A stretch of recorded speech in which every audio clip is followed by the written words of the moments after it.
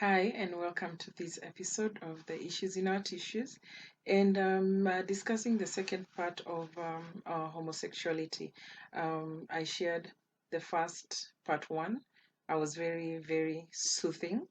But this one is going to get a little bit ugly because I'm not going to discuss this from a place of religion, science, whatever else that people use to justify the act of homosexuality. I am going to go straight into common sense. And maybe someone out there, you may ask yourself, why in the world would this woman want to be discussing homosexuality in the middle of a pandemic? I understand, I know. But the truth is this. Um, Sodom and Gomorrah were destroyed because of this act of rebellion, this act of immorality, this act of sin, this sinful act. Read your Bible, study your Bible well, and you realize that Sodom and Gomorrah were destroyed. But anyway, this is the common sense part of this. When we engage in homosexuality, we actually are making God look dumb. This is why this same God who created the heavens, the earth, the stars, the moon, the sky, everything that's in it, the oceans, the seas, everything.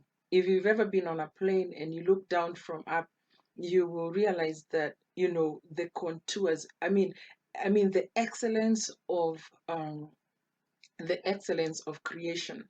The contours, the divisions, how everything is so divided, how everything just flows. The same God who created man and wife, Adam and Eve in the Garden of Eden. He did not create Adam and Adam or Eve and Eve. He did Adam and Eve. For what reason? Because he made man and woman, not man and man or woman and woman. He created man and woman. Okay, so now we want to justify this act of homosexuality, which is out of common sense. It is abnormal. It is an abnormal act. It is an act of rebellion because the human nature just wants to rebel. The human nature just wants to do that which is against what is natural. And so the act of homosexuality is an act of total rebellion against God, period. And I cannot overemphasize that. And that is why we are here. That is why we were born, because there was man and a woman who came together, and I was formed. You were formed. Whoever else you are watching this, you were formed because a man and a woman came together, not because a man and a man came together or a woman and a woman came together. And so when you want to justify your act of sexual immorality in homosexuality, it is simply an act of rebellion. And I know that your ego is going to be bruised and bruised heavily by this creep. But you know what? If you can be totally honest with yourself, because nobody can tell the truth like you can tell yourself. If you can be totally honest with yourself and you go back and you think to yourself, why am I engaged in a homosexual relationship? If you look down in yourself, what is it for void that I'm trying to fill? Why is there need for me to be in rebellion rather? Why do I need to be in rebellion? Why do I need to be going against nature? Yeah. And when God created your outlet, and then you create it and you make it an inlet. I know it's an adult watching this, so you know what I mean by an outlet and an inlet, right? And so I was a nurse for many years, and I was able to have patients. I know it's professional ethics, but I did have patients who came in because of reasons of engaging in that level of sexual immorality, that is gayism. And this patient comes in, was in an act of that and was using toys, and the thing slips in and gets into the body, and this patient is in a hospital waiting for a major surgery, because they decided to put in something inside of the outlet, right? And it went into the body, and this thing has to be removed by surgical means. Common sense.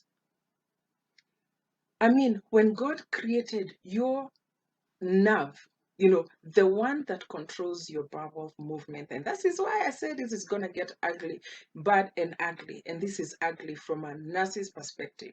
Yeah. So I have seen patients who have come in with their rectum hanging outside because they have been practicing this act of gazing.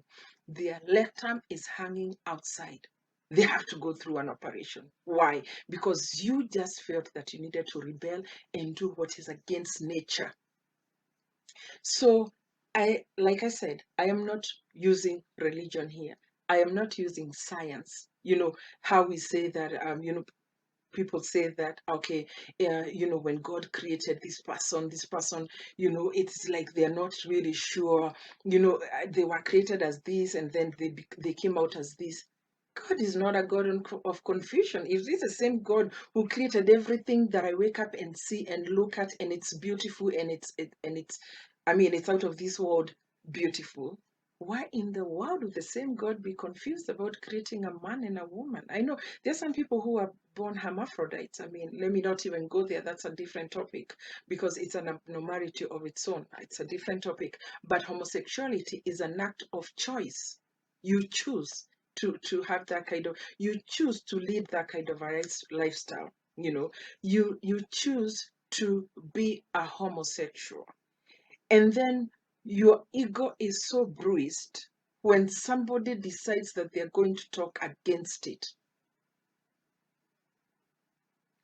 I am not condemning people. I am condemning the act of sin that is involved in homosexuality. Remember, I am not condemning a person, because a human being is defined by their actions. I, I will be called a homosexual because I am engaged in the act of homosexuality. So it is an act, it is something that I am doing. So I am defined by that act that I'm doing, which is a choice. So it is the choices that we make, and we can undo the choices that we make and purpose to do choices that are beneficial to us, choices that are not going to be destructive, choices that are not going to destroy us, choices that give you peace of mind. Because when you have engaged in a homosexual act, and a lot of people, a high percent of homosexuals, they do it while they are under the influence of some drug, some alcohol, some. Trust me, I know. They are involved in some form of watching porn, getting addicted to porn, all these things. The activities that support that act of homosexuality. I really thank God for exposing me to quite a bit of stuff, because you know what? I speak from a place of understanding. And when I speak from a place of understanding and knowing and seeing and, whatever else, I do know exactly what it is that I'm talking about.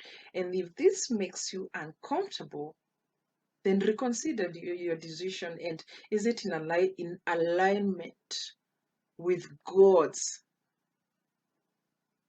design? Is it in alignment with your heart, your peace, yeah. Okay, we can really pretend that you're peaceful after an act of homosexuality or whatever. uh, you can lie to everyone else, but you can never lie to yourself. So I just shared what was in my heart. However you take it, however you want to use it.